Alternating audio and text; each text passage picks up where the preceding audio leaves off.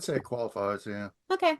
I don't know the The album is called Violent Femmes. It was brought to us by Mike Hilbig, a frequent flyer on YUH. And we'll be talking about the album, looking at, which ones are our favorite songs, maybe saying just a little commentary about what and why. There's only what, 10, 11 songs on this album? 10, There's 10, 10? 10 on the original release, and then they re-released it in '87 with two additional songs on it. Yeah. So Okay, I I think only listened the to 10. CD went to 12. yeah. So it goes to 12. It goes beyond 11. Mhm. But apparently there's going to be a reboot or another Spinal Tap. Okay. Speaking. Yeah, sequel. Okay. That's Interesting. But welcome, Mike. We should say also the author of Judgment Day and Other White Lies. yeah. Welcome back. Thank you for having me. Sorry, I was putting my phone on The audio's Do Not out. Disturb because it keeps dinging in the background. So Has Philip invited you to maybe come on and we're currently calling it Doge Laugh Love.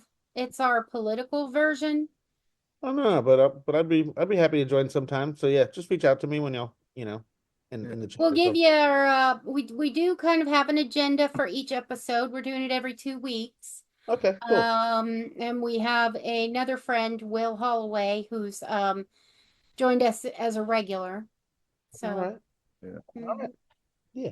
So and if there's a subject you particularly want to discuss, let us know. Okay, sure thing. So I'll just give you an idea what we're doing. We're meeting every 2 weeks, and then we're kind of taking notes in the interim and just kind of recapping the previous 2 weeks of fuck ups and evil shit. Hilarity ensued. All right, for sure. Yeah. I think we should call it hilarity ensued. That part of it. Yeah. I like the name Political Cadence better than Doge Laugh Love. Well, Aaron Yeah. hates Doge. Anything with Doge in it is like kryptonite to Aaron. Yeah. Mhm. No, I just said I don't. I just said I don't. Oh, I wanted to get Doge out my mouth. Is that what I said yesterday? Yeah. Yeah, and we just recorded our second episode. Philip's looking for an issue. So he's going through the episode to edit it. Hopefully it will be posted later today. Okay, cool. Yeah, reach out to me in the chat. Yeah, we can do that. So Austin walked somebody and he stole second. We got a ball Cool. game too. Okay. All right, so Violent Mhm. Femmes, they formed in 1981. Mhm. They kind of came together incrementally. First of all, you had Brian Ritchie and Victor De Lorenzo, who were active in Milwaukee, Wisconsin, playing in a number of bands. Typically, the rhythm section, we're talking about the bass player and the drummer. And they met Gordon Gano when he was still in high school. So he was probably not quite old enough to join them on some of their shows, but they just didn't mention it. Yeah. But they found him performing with his brother in a band, and it was only supposed to be a temporary group because Richie and De Lorenzo were planning to move, I think it was to Minneapolis or something, to join another band. But the more they rehearsed with Gano, the more they liked the vibe. And so they started writing new music. Didn't do so well at the beginning. So they started playing on the street corner, kind of before, they were, I forget what they were called, called this act Trio. of performing on the street, but you see it when you go to ball games and stuff like that. Mhm. People standing on the street Busking. playing sax and drums for money. Yeah, busking. Aaron, you said the audio is going in and out terrible. Busking. Busking. Yes, Yeah. thank you. That's what I was looking for in my notes here. Oh, I thought you were looking for the name of the band at the time that they were. No, it's what they're doing. They're singing, hoping somebody throws money in their Right. guitar case or whatever.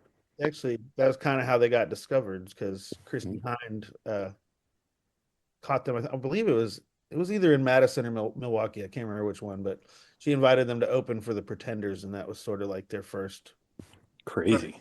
break or whatever. So yeah. Yeah. But I don't think it was like overnight success or anything. They had this gig and they really benefited from that. It probably got a lot of steam off of that break, but they Yeah. still had to scrounge up the money to produce an album. They had a number of original songs by now, and uh, they needed the money to rent the studio and cut the album. And it turns out Richie's father, and it, kind of an act of legendary proportion, gave them $10,000 to go ahead and do the album, which was released. Mhm. Oh yeah, they were apparently Lisa points out they were booed mercilessly at their first show opening for the Pretenders, but Yeah. Also, you had written busking. I know, but I couldn't find it when I was trying Couldn't find it. But Victor's dad gave him $10,000 to make the album. Right. So there you have it. That's kind of the lead up to where we're at here. This is the first album released in 1982, 83. It was like early 83, wasn't it? It was like done in 82, Yeah. released like in January or something.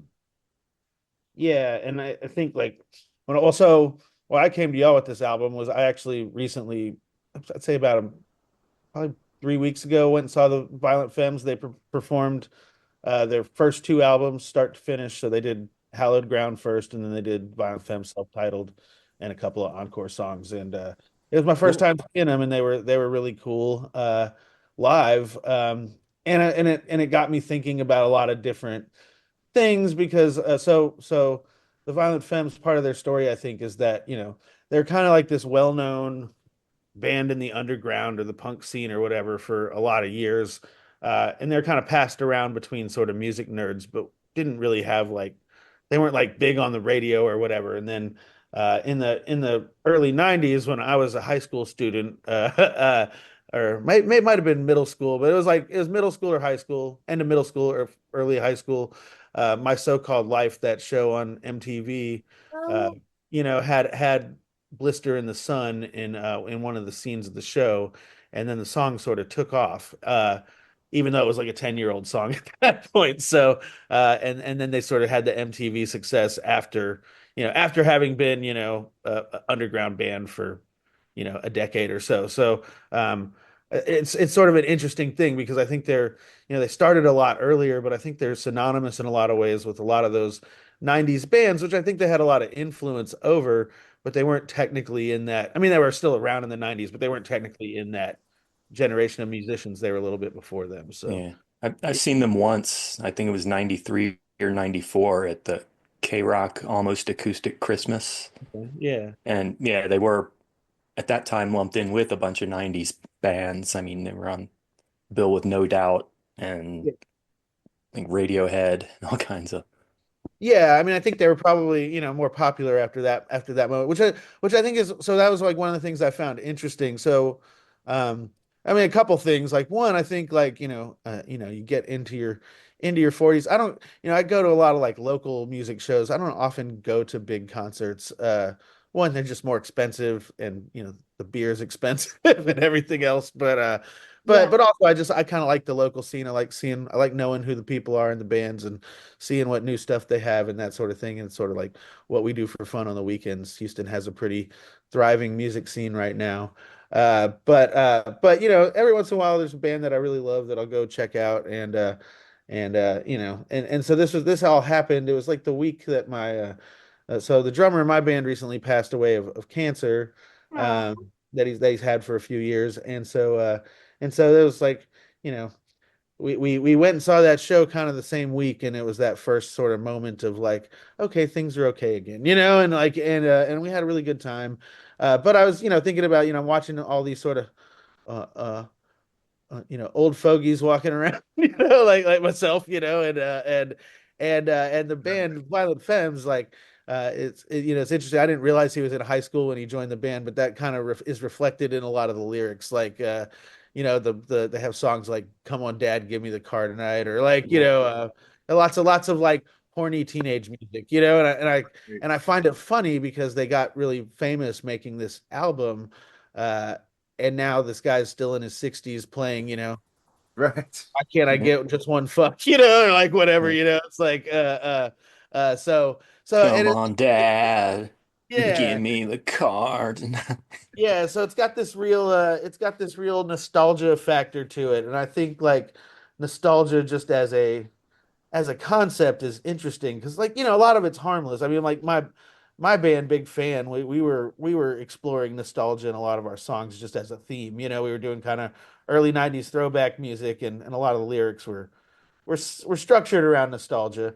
And I think like a lot of like political formations right now, as we were talking about a little bit before the show, like are really, a lot of those ultra white ring "Make America Great Again" kind of currents are really rooted in nostalgia. But there's also the harmless, form of nostalgia, like let's go see this band we all really loved when we were a teenager and have a good time. So I don't know that I have any definitive statements on it, but it's just, being there and kind of, you know, paying too much for beer and Yeah. uh and rocking out with a bunch of people that are getting over the hill. But the band was really awesome, and it was like at an outdoor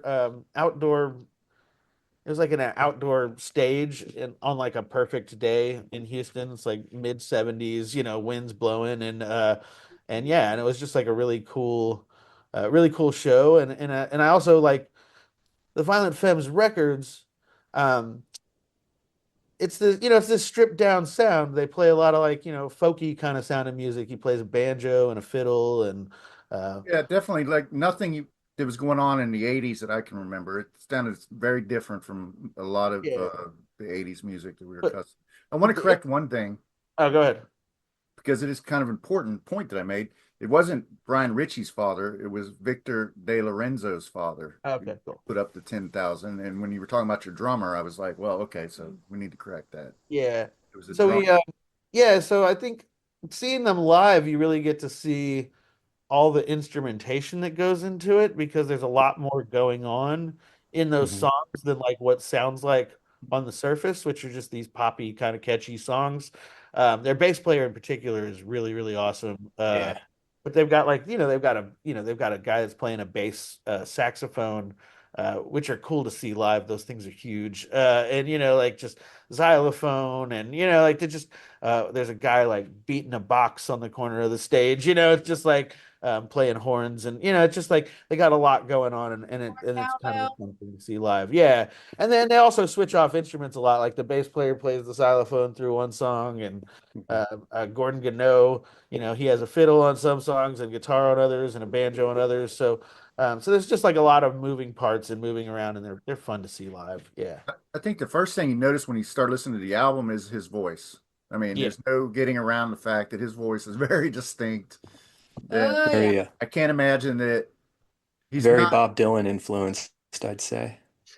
influenced by who? Bob Dylan. Yeah. yeah. I So I get some Lou Reed think on, too.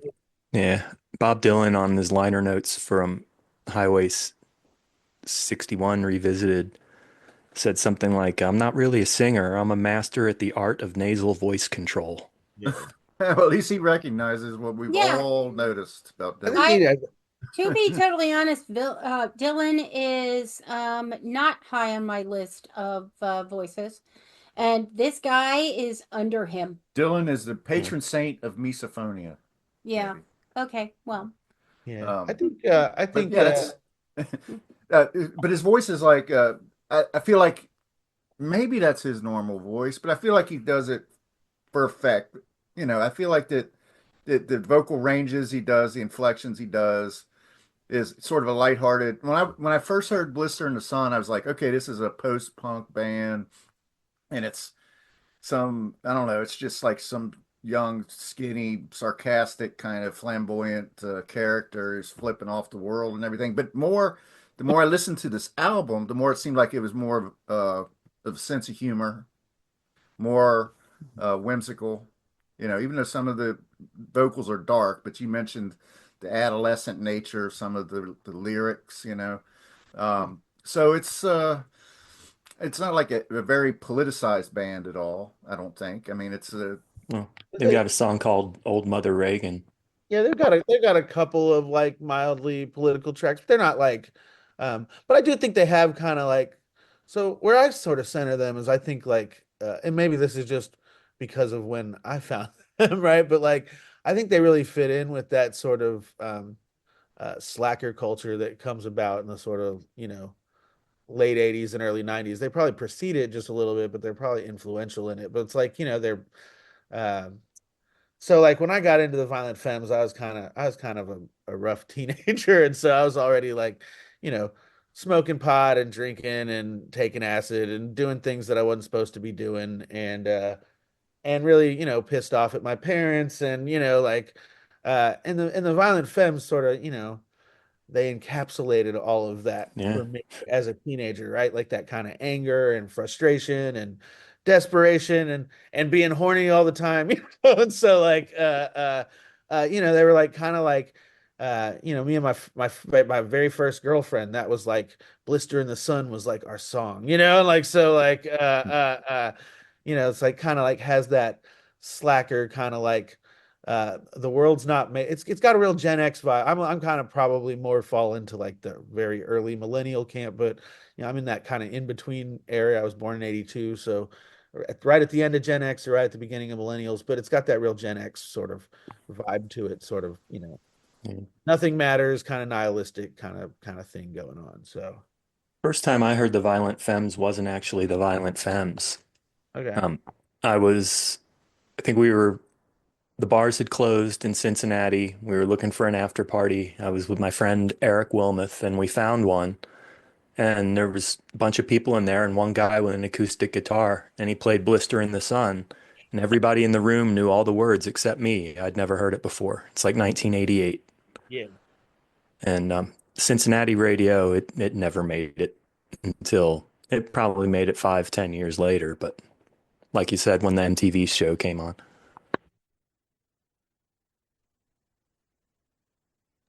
all right. Sorry yeah, about that. We're looking. Why don't we why don't we go ahead and plunge into the album because I know Mike's time is limited yeah. today. But we'll go in sequence of the album. So the first track is Blister in the Sun. So we'll play a little bit of this familiar track right here.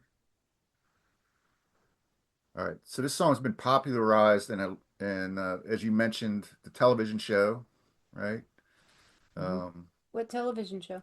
It was My So-Called Life. My My So-Called So-Called Life. Life, Yeah, Oh, it was okay. it was on MTV. It was like super big with teenagers right? when I was that age, So yeah, I believe it was also in Gross Point Blank. The movie, yeah, it not the might have been. series. I think John Cusack is probably an indie rock kind of fan because he did Empire Records also. Yeah, Empire Records and High Uh, Fidelity. High the one, Fidelity. yeah, High High Fidelity, Fidelity. right? Love Yeah, that movie. Love the series. If you yeah. haven't seen either, do so.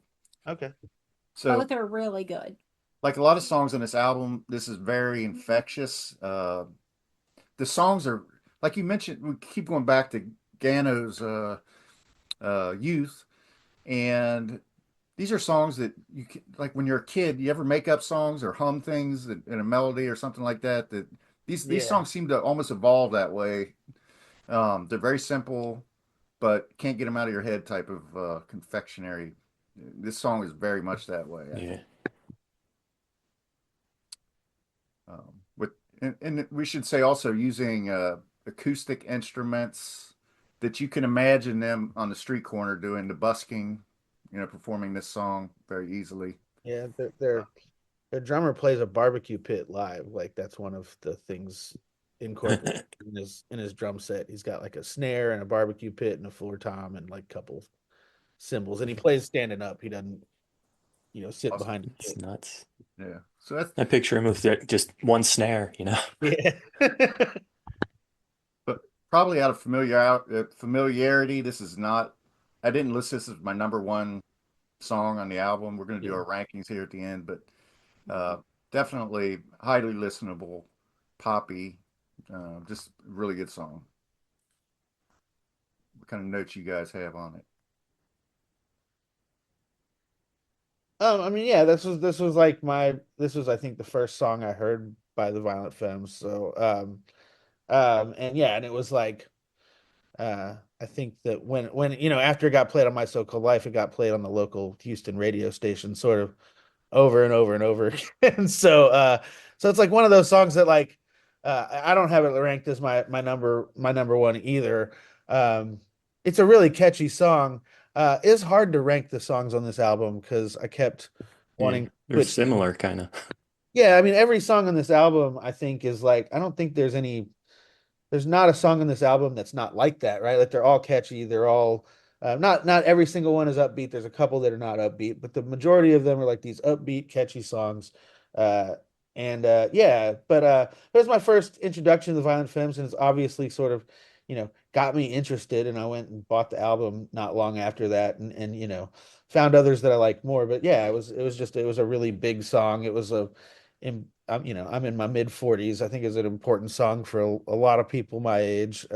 Probably also a little older too. But yeah, so yeah, it's about masturbation. So it's uh again going with that sort of teenage theme. I think like one of the things about this album that I find like yeah, some of the songs are juvenile and whatever, but I think going back to being that age when it came out, it really resonated in a way that I think a lot of music was like, oh, I'm waiting to be an adult or I want to do this adult thing or whatever. And the Violent Femmes were like, they're singing about the things I care about, and I think it has a real timeless sort of quality. I mean, I think I still hear of like younger kids getting into this band today because I think they have that kind of quality Right. for that age group. Yeah. It's funny that you should say because I found a quote from Gano about big hands. Yeah. Mentioned masturbation, and that's not what he said. That's not what he said.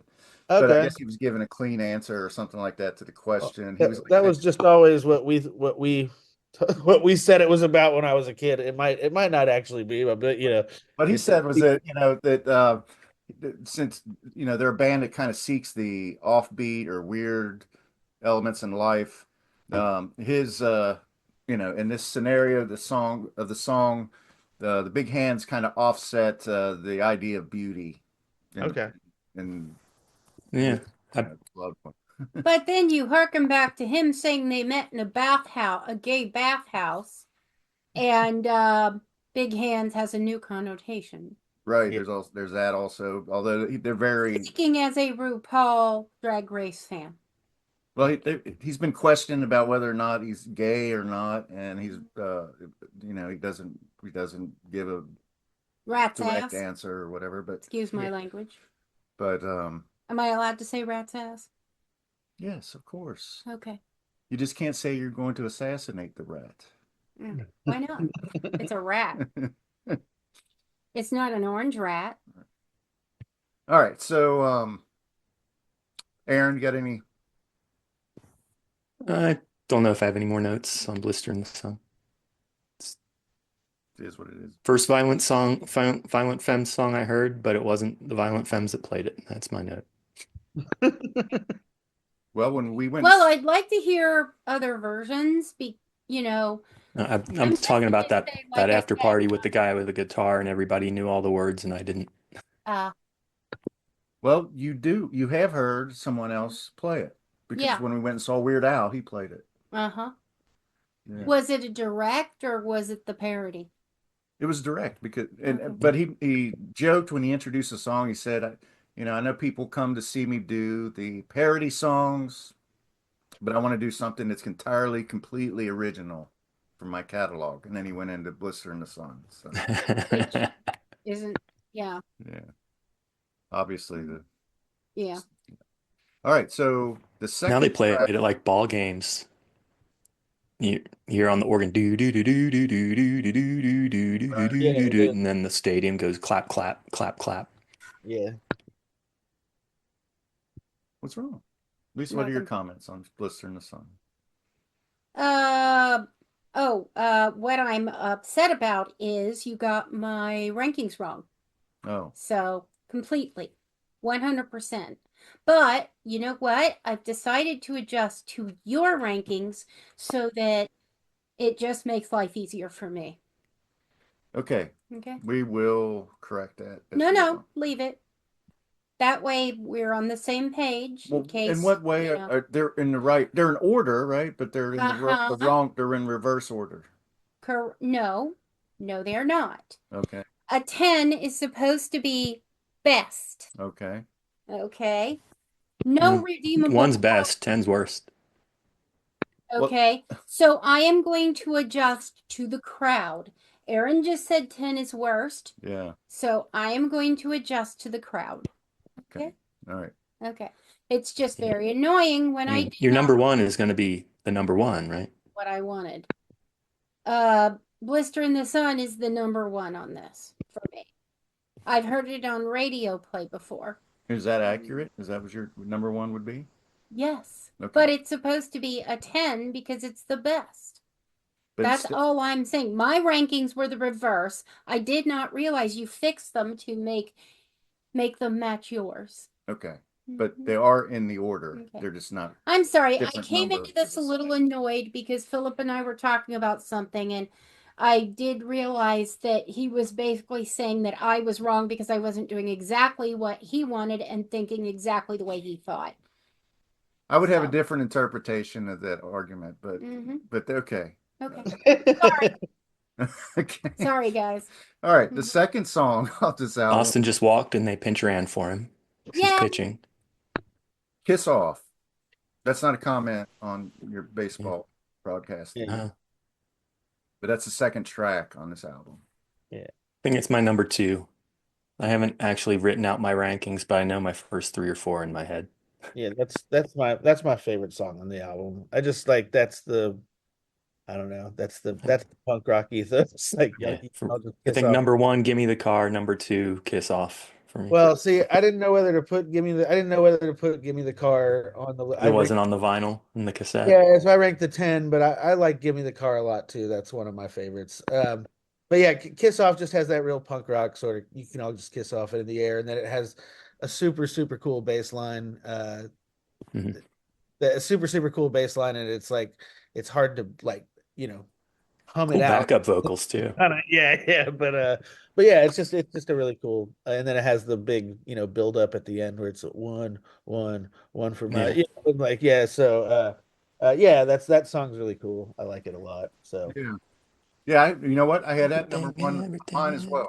So that's going to score well. That's going to play well at the end. Let's see where Lisa. I put it number 7. Yeah. Alright. I don't really have a comment on it. So, Right. I think it was somewhat unmemorable, I guess, for me.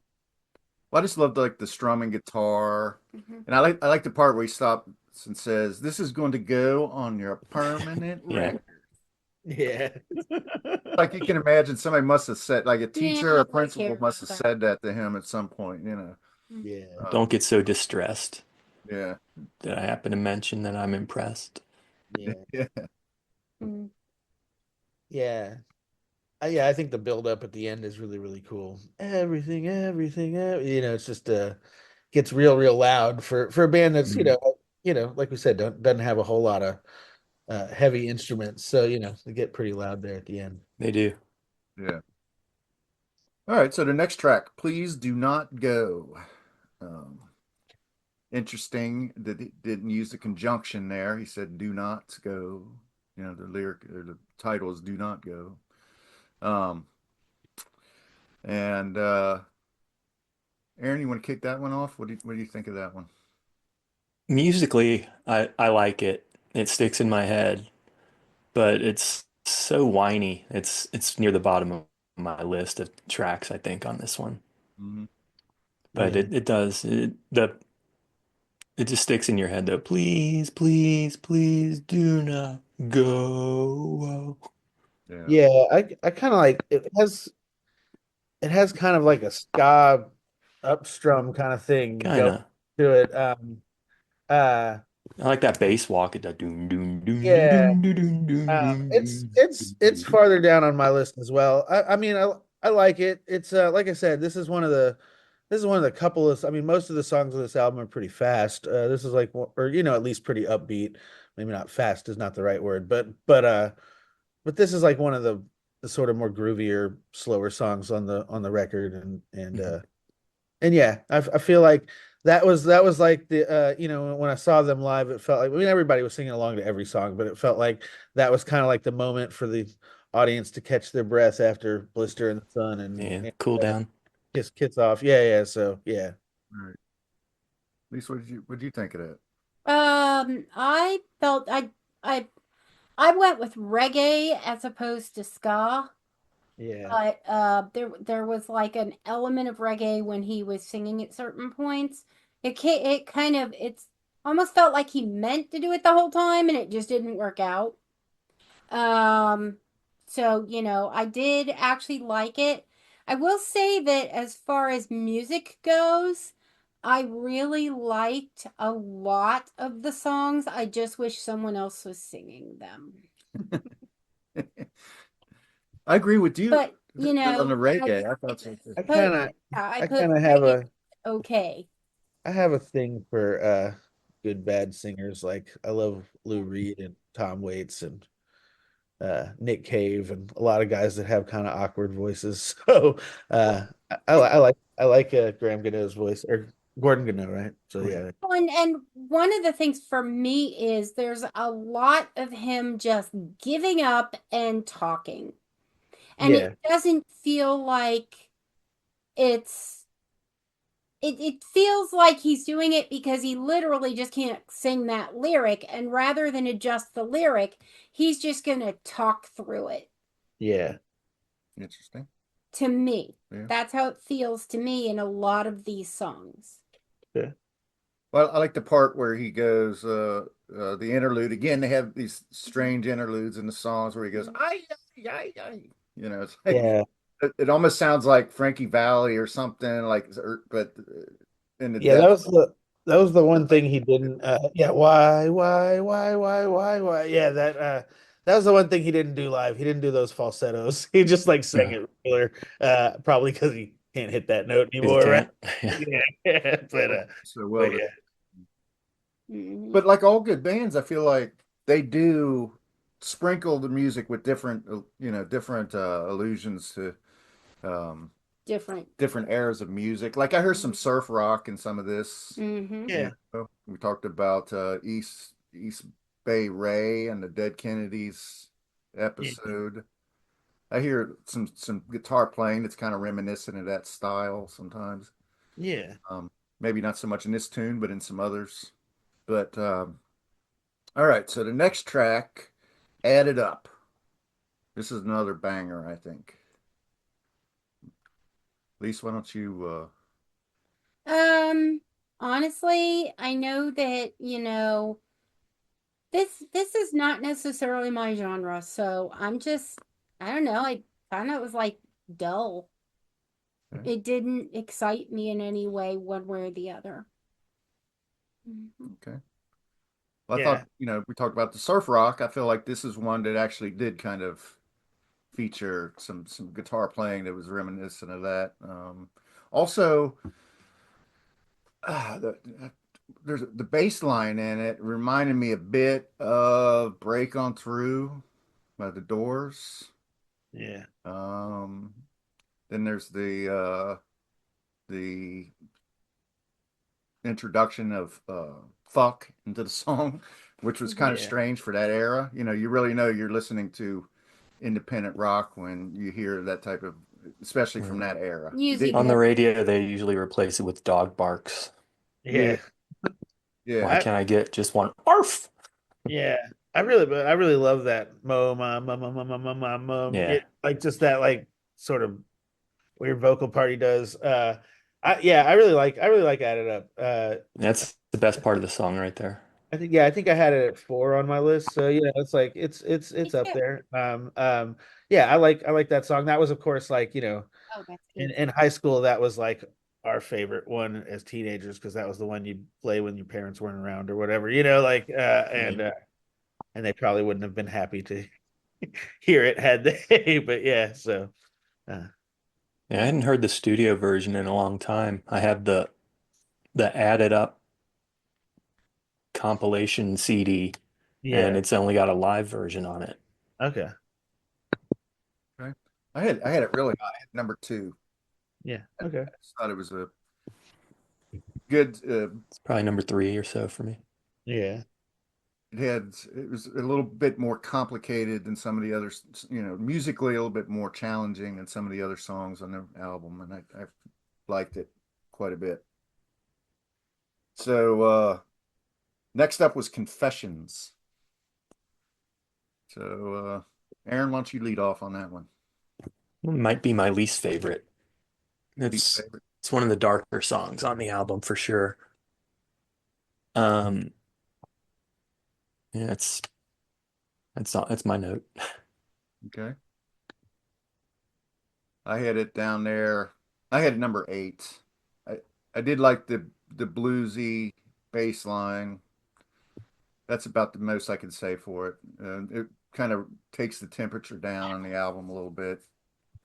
Yeah, I have it my least favorite as well. I was just kind of, it's if I had one throwaway, that'd probably be it on the record. But for the most part, I like most of the Yeah. songs. It belongs on the record, I feel like, Yeah, but it's my least favorite of them. yeah. Please. Uh, I'm not sure if any of these rankings are actually what I chose, but it says 5 and music okay, vocals suck.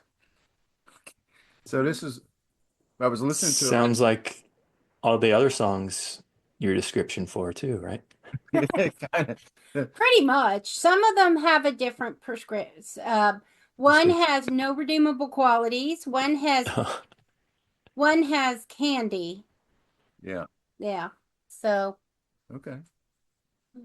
Right. So that we'll get to those. all right. So moving right along, Prove My Love. Let's see. Maybe I'll lead this one off. Where do I have it? Oh, I got that fairly high. Am I wrong? Was there some electric guitar in this song? Um, Could be. I don't know. there could be. I'm not sure. Drop. Damn it. So I got it listed fourth. Um, the third verse, same as the first, kind of. I like the way it kind of comes back around lyrically, and I do think there's some electric. I could be wrong, but I thought there was some electric guitar in this one. Um, yeah, uh, you know, Yeah, I really like this one too. kind It's I think third on mine. Yeah, I think the lyrics are really good. It's upbeat. It's got a, pretty, fun, loud chorus. Yeah, so yeah, I dig this one. that kind of waffled between this one and another track for that fourth spot, but Yeah. kind of edged it out. No, for me, this one is where I put candy, because it felt kind of confectionery. Okay. Yeah, probably put it 5 or 6 in the middle somewhere. Yeah. Yeah, seems to be a consensus here. All right. Promise. Promise. Seventh track. Want me to start? Yes. No redeemable qualities. So obviously that's your number 10. Yeah. Yeah. What do you think, Mike? Um, I like Promise. Yeah, it was um kind of trying to yeah, I like Promise. I think it's uh I don't know, it's pulling up real quick. Had some notes. Um, Game's over. We lost 6-2. nice. Yeah, it's got a cool guitar part on the chorus, and yeah, I like Promise. It's middle of the pack for me, but it's a good song. Yeah. Aaron, what you got? Yeah, it'd be right in the middle somewhere, right? Probably just underneath. What was the last song we did? Um, Prove my love. Prove my yeah. Yeah, it'd be probably one below Prove My Love. yeah, I thought it had like some 70s punk rock uh, vibes. I have it number 6. Um, yeah, there's just it is a strong album, so that's not necessarily, like I said when I go in for my review every year, that's really not a bad score. You You know, know, I think this not is an bad. album that's really meant to be listened to as an album. I think uh it has the sort of peaks and valleys going through it. I think, and yeah, it was really cool to see it live performed like that because you know, it was just a cool experience to see that. Yeah, so it made for a good live set as well as just a record. So yeah. Hmm. Kind of woke the audience up a little bit. Yeah, well, they did the second album first. The second album, it's is interesting. It's sort of more countryish sounding, a lot more folky. And so it doesn't have the same catchy songs on it. It's probably not. It's called Hallowed Ground. It's probably not as well remembered. So they kind of did that one first, and then did their self-titled. They did an intermission and then their self-titled, and that was like sort of as the sun had set because that was the other thing about this nostalgia show. It was like a super early show with. That's partly because the venue they built this outdoor venue and then the neighborhood passed an ordinance and so now they have to finish their outdoor shows by like 9 p.m. so they all start at like 6 or 6:30. But a bunch of old folks going to a concert and you're home by like 9:30. It was sort of funny experience. My wife and two of my sons are, as we speak, en route to Texas for a St. Vincent concert in Austin. Okay, cool. So they'll be uh, they'll be checking out St. Vincent like Tuesday. Okay, that's funny. Well, yeah, that's Austin's become a pretty big. It's always been a big music Yeah. hotbed. They were going to fly to Boston to see Nick Cave with St. Vincent on the bill. And Okay. instead, they're driving to Austin to see St. Vincent, and they're going to drive to San Francisco to see Nick Cave. Oh, nice. And Nick Cave was one of my. It's maybe my favorite, but it was up there among my favorite concerts I've been to. Uh, I saw him play it on SMU's campus in Dallas. They have a orchestra hall that's like I forget what it's like. It's like it's like a perfectly tonally pitched room. It's Mhm. all made out of wood, Like and Walt Disney Concert Hall or something. yeah, it's just like acoustically perfect kind of room, and it was amazing watching that. He did like an extended long version of Stagger Lee as his Oh, encore. awesome.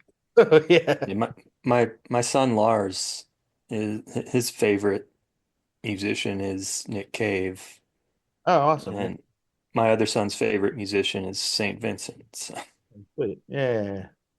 Okay, I was about to ask you who was the big St. Vincent. Liam's the St. Vincent fan, Lars is the Nick Cave fan, Yeah. Yeah. and Eli likes more Japanese music. Actually, he likes Keith Emerson too because he played on a lot of Godzilla movies, apparently. Okay. All right, so number 8 on the Violent Femmes first album is "To the Kill," and Mike, why don't you lead off on that one? Yeah, I like To the Kill a lot. Um,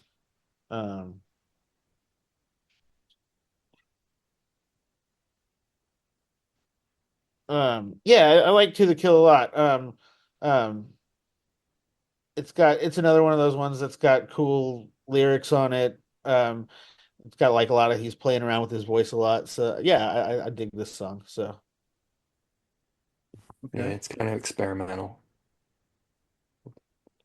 Yes, I put that down too, Aaron. Experimental, um, which actually didn't really come, hit the mark for me.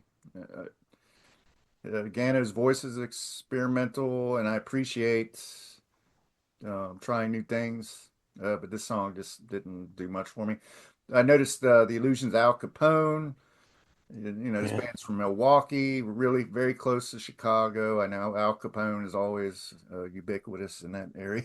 It's like for pizza places and different, um, just different iconography. But I found it relentlessly off key is what I wrote. I do have I had it like number 9. But what about you, Lise? Um, I ranked it number 9, and I don't really have a comment. See, you and I agree on that one. So, Yeah. yeah. All right. Aaron, any pearls of wisdom? Ready to move on to the xylophone, baby. All right. Gone, Daddy, gone. And since you're prepared for the xylophone, why don't you lead off, Aaron? Yeah, it's a dope song. Mm. Um, looks like they gave Willie Dixon a writing credit in that. I wonder what part Huh. they do part of like Killing Floor or something in there. But yeah, that well, I don't I turns out I love xylophones and vibraphones, and it's just a groovy song. If the Beastie Boys song Girls wasn't so misogynistic, that'd be a really good song. Yeah, I think yeah, this one Gnarls Barkley covered this one too. CeeLo does a really good, which is an interesting thing because CeeLo Green is like an Much incredible. higher voice than Well, Gordon he's Young. also just like he's an incredible, like singer in terms of just like what you would think of as like pure vocal talent. He Yeah.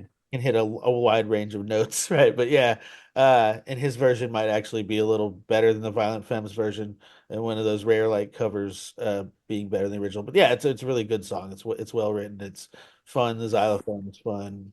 Yeah, The Blinded by the Light syndrome. yeah. I had it number 2. As did I. Oh, wait a minute. No, I had it No. number. I had it number Gone, Daddy, gone. You had it 3. number 4. Yeah, number 4. I'm Mhm. sorry, number 4. Actually, Tied with another song. I'm a victim of my own scoring system here too. Prove My Love and Gone Daddy Gone, I had neck and neck, and I think I like Prove My Love a little bit better, but Gone, it's undeniable. Gone Daddy Gone. That's Yeah. just relentless, great, Yeah. relentlessly infectious. If the other ones were relentlessly off.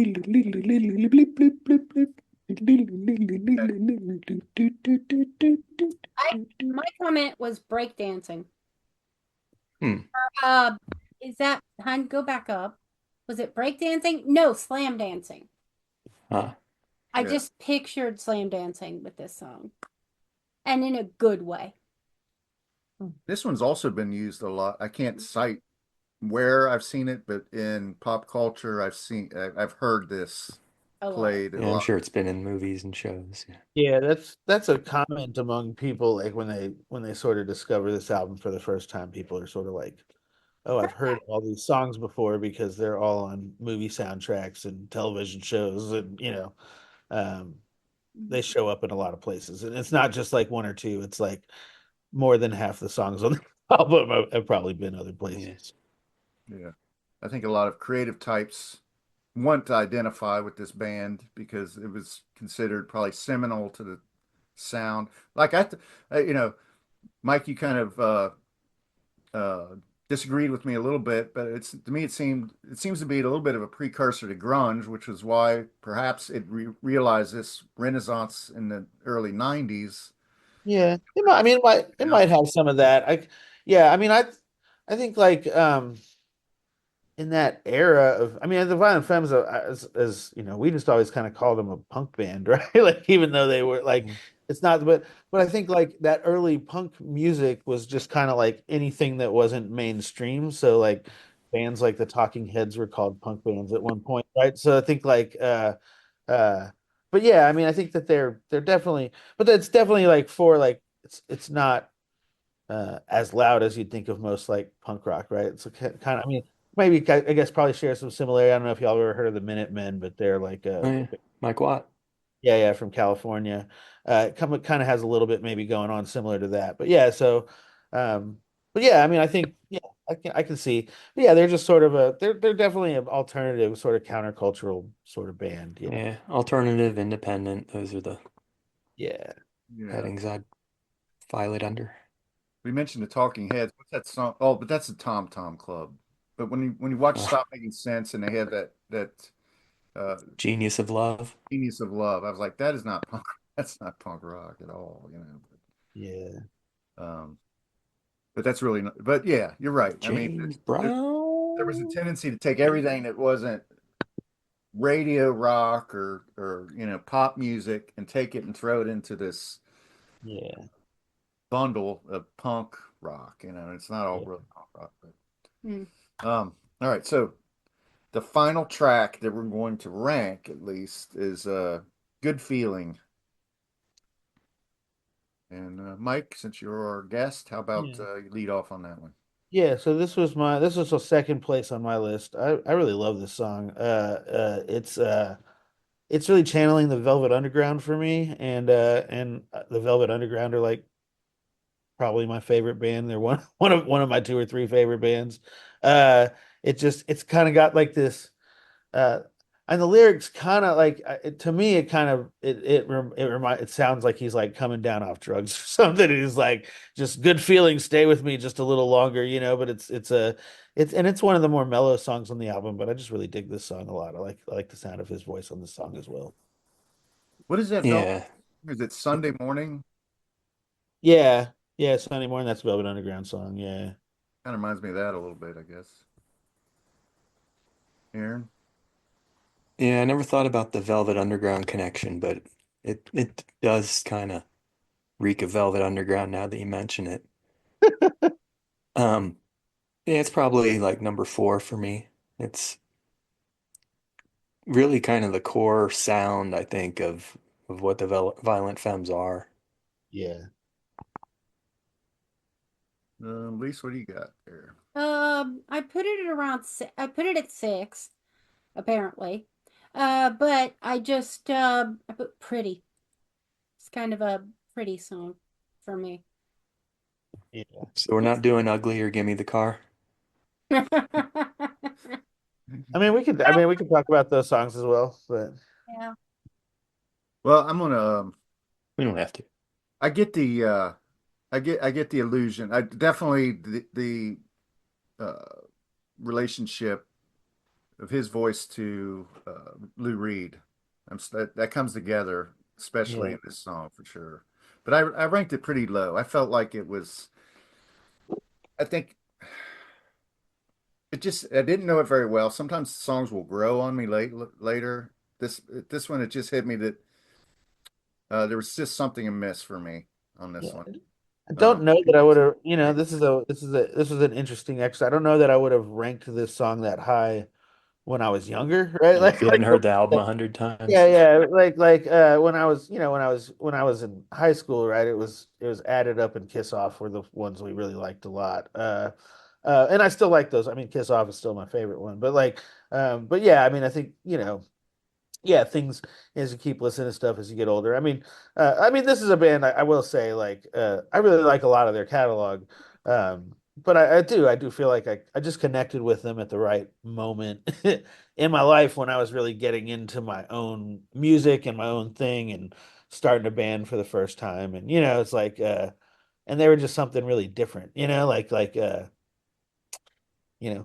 you wouldn't normally see a guy get up on stage with two drums and play him standing up, or like guy beating a Yeah. box in the corner of the stage. They're just like just a different kind of band. And like if you go there, they're like wicked. This is kind of an interesting thing now. Is like so.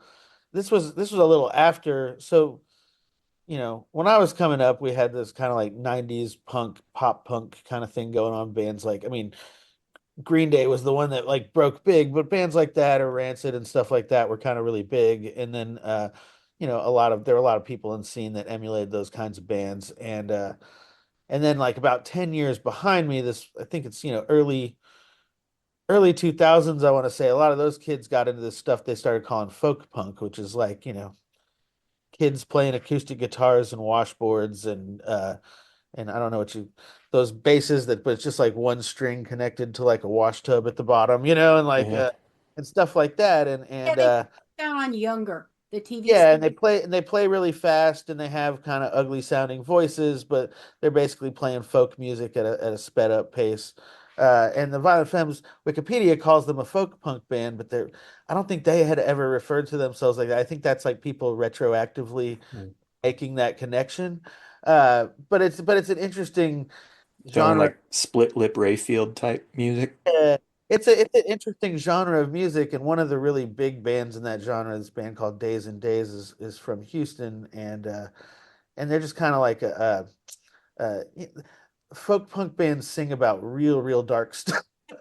So you kind of like got to get over that part. Like they're really unabashedly into drugs and hopping trains, and just kind of all sorts of like, there's a Drink guy. PBR. Yeah, there's a guy named well, he's gone by several different names, but Pat the Bunny, who he was like notoriously homeless in California somewhere and putting out records that were getting like a lot of traction in the underground punk scene. So, but that was a little past my time, but I kind of caught a hold of it just from people that were younger than me in the scene. And I really actually dig a lot of that stuff. So and I could kind of make the connection, but I think probably those bands were inspired by a different genre that was probably inspired by the Violent Femmes, but it's just kind of interesting to see that on their Wikipedia page when Right. I well, yeah. Yeah, yeah. You made that point in a chat thread, and I Yeah. checked out some of that music. It's actually really good. It was actually, Yeah.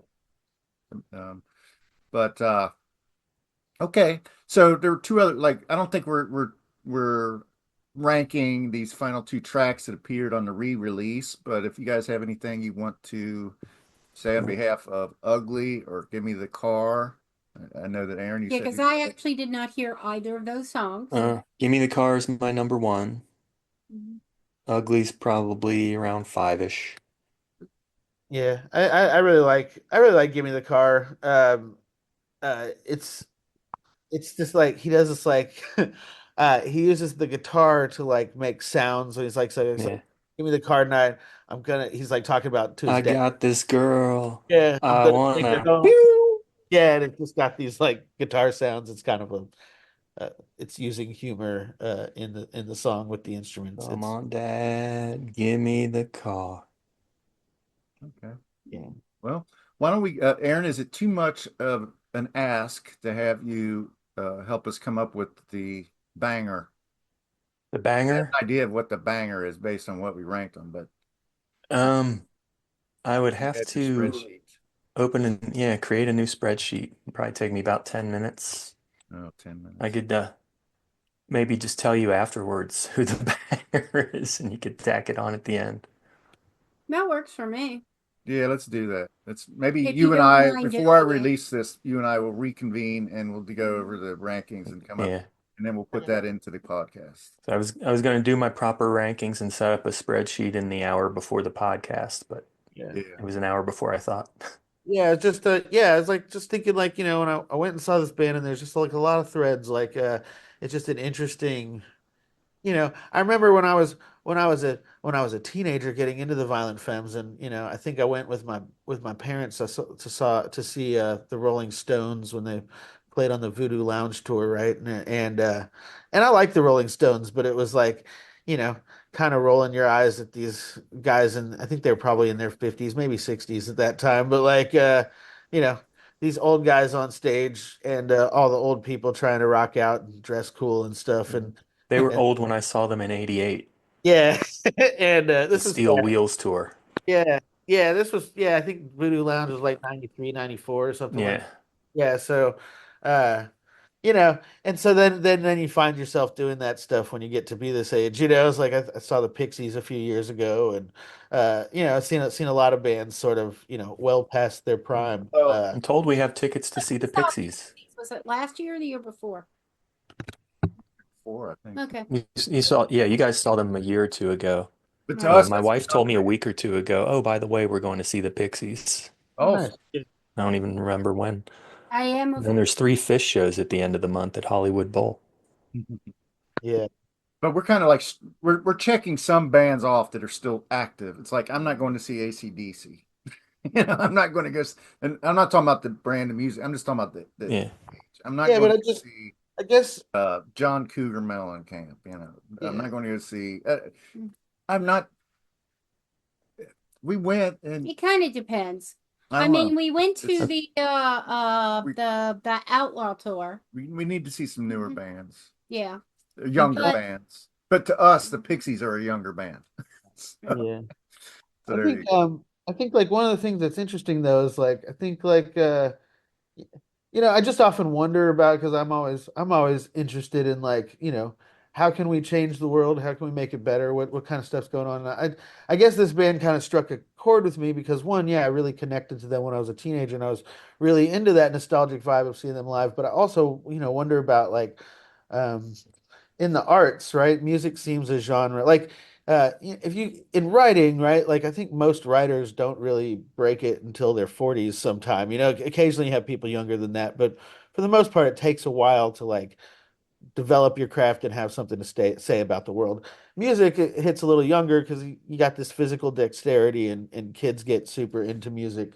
Um, but it does seem like you'll see these like older bands who've been around for a long time and they really like that album they put out last year. But like everybody wants them to play this album from 20, 30 years ago. And it's just kind of like I wonder how much like the economic influence of like how much consumer culture we have here plays into that to where like it maybe I don't know if dulls our appreciation of the arts, but sort of keeps us stuck in these in this rotation of these same Right. songs, right? Yeah. And so like I mean I listen to a lot of stuff, but I was just kind of like that's kind of the difference between doing that and then going to like the local scene here, which one of the things I like about it is that you know new bands are forming all the time, and this one band gets two members from here and two members from another band, and now they got a band too, and you just kind of see the range of different stuff that people get into and sort of their songwriting and that sort of thing, and so these like tours that are set up. I mean,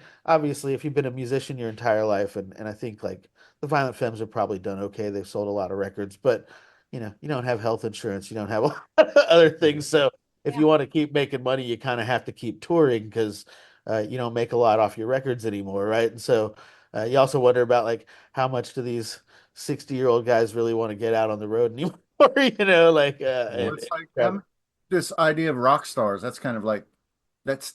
I mean, there are rock stars that are still alive, but yeah, the whole rock star culture is kind of a bygone thing. The new artists don't really project themselves as rock stars.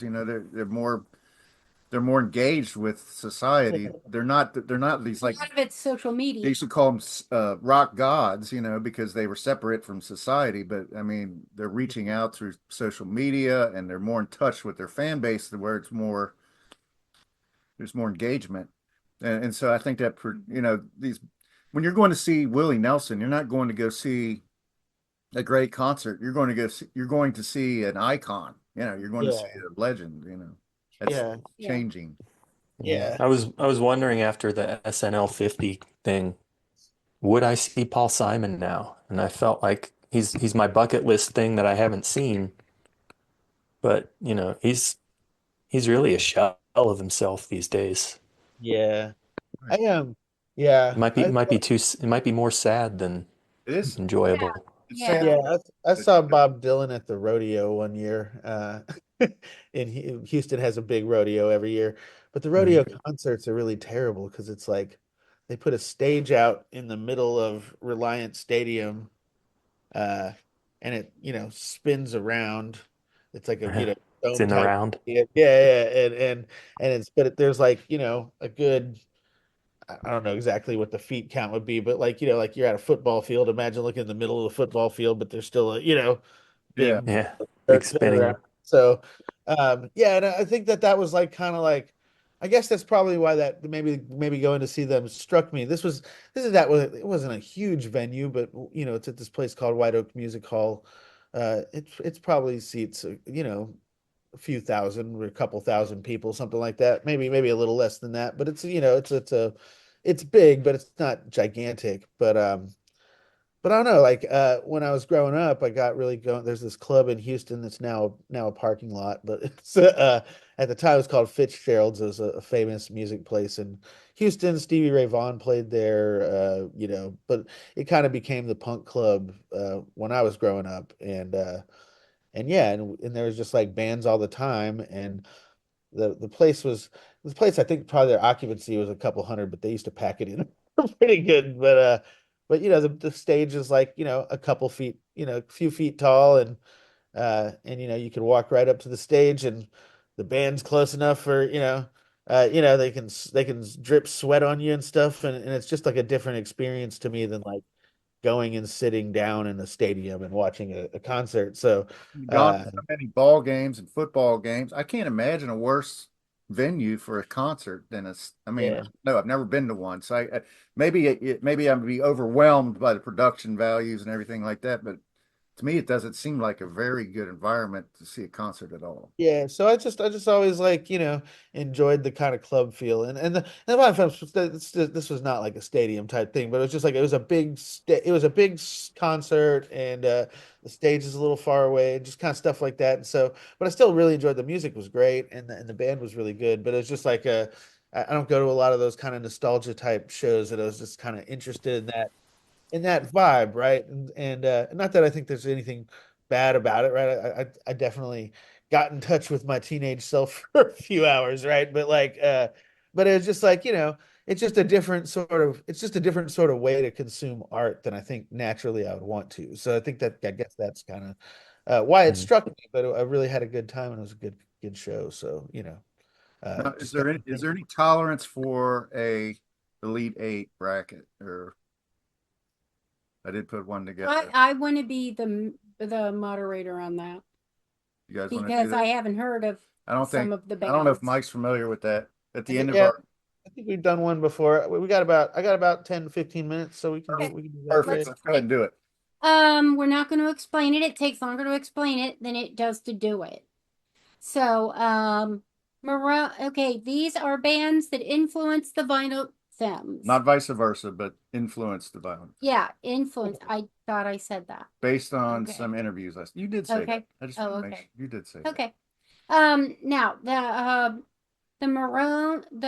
Ramon, blah. I speak good.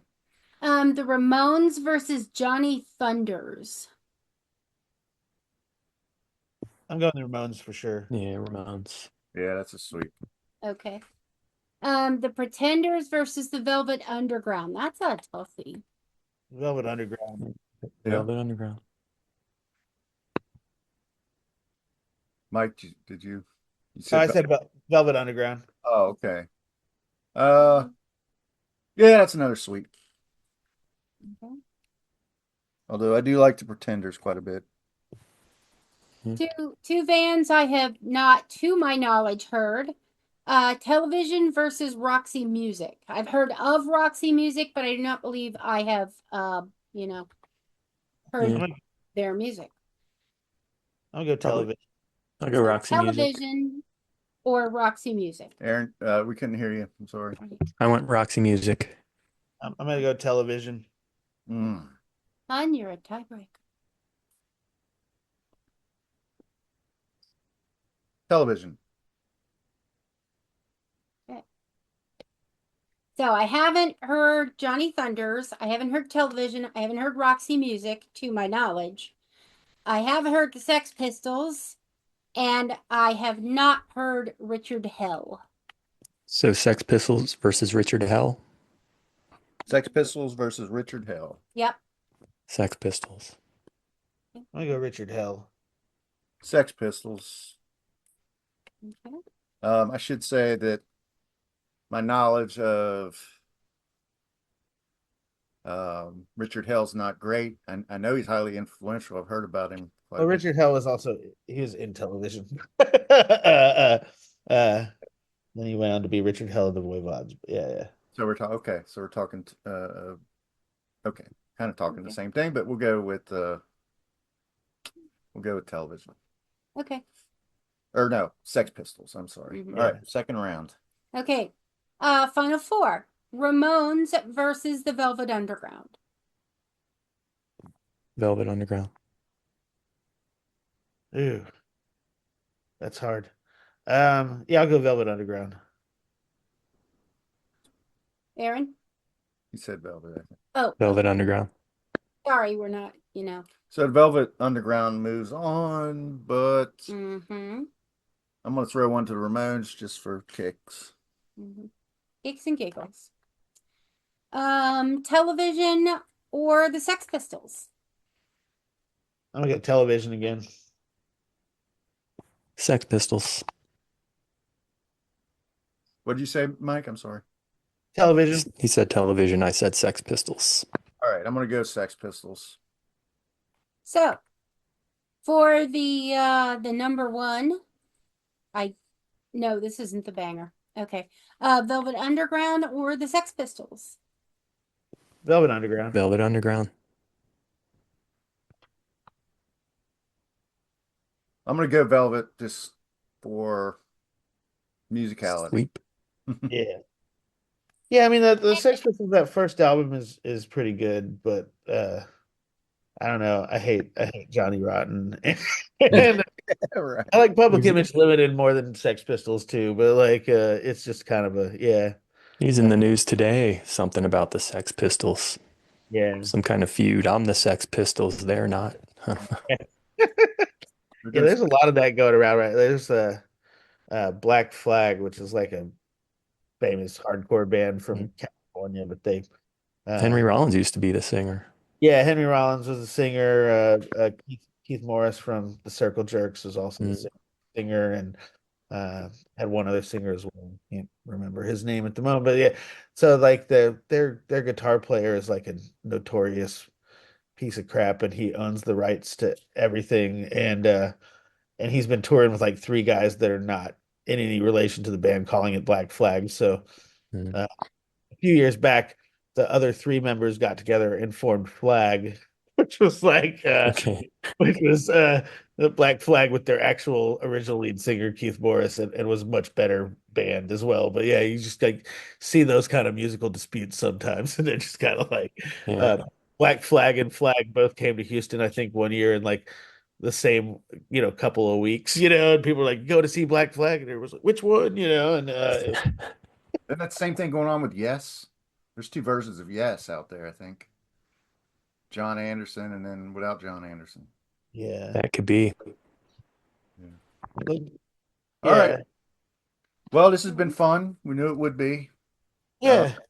And Aaron and I will retrofit our banger into the final product, and then we'll post Yeah, it. we'll find out who it was. Did you wrote down Mike's picks? Oh, I can send them to you in the chat. Okay, yeah, just send them to us. Yeah. We'll throw it all together. We could go through the audio, but that's that gets to be a challenge. That's time consuming. Yeah. All right. All Well, right. And Mike, then we'll see, since CJ did want to participate, why don't we see if we can get CJ's picks? Oh, yes. Okay. If he wants to add his picks, sure. Yep. All right. Well, it's good talking to y'all. I'll see y'all See later. you. Cheers, everybody. Have a good one. You too. Bye. Bye. We have social. Twitter, Yeah, pod. Instagram, Yeah, pod. Facebook. Yeah, pod.